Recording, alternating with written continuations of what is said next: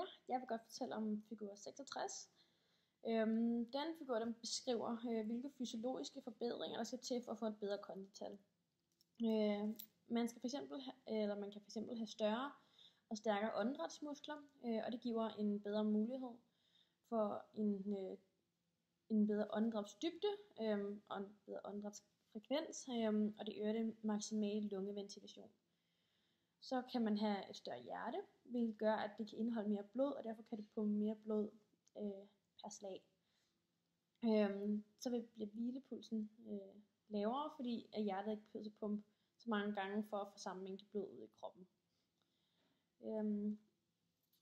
Så kan der være en forøgelse af kapillærerne rundt om musklerne, og det vil sige, at i takt med de stiger, der stiger den totale blodmængde i kroppen.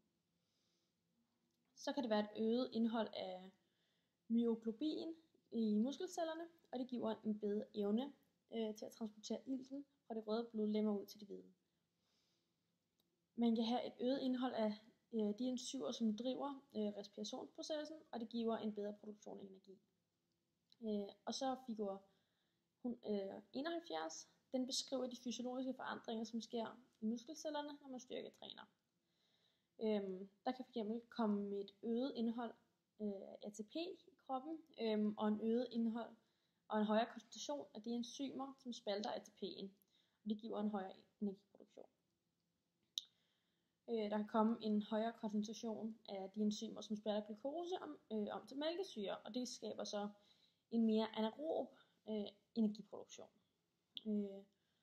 Og så kan man få et mere øget antal af natrium-kaliumpumper, og det skaber en bedre mulighed for at opretholde musklernes kaliumindhold.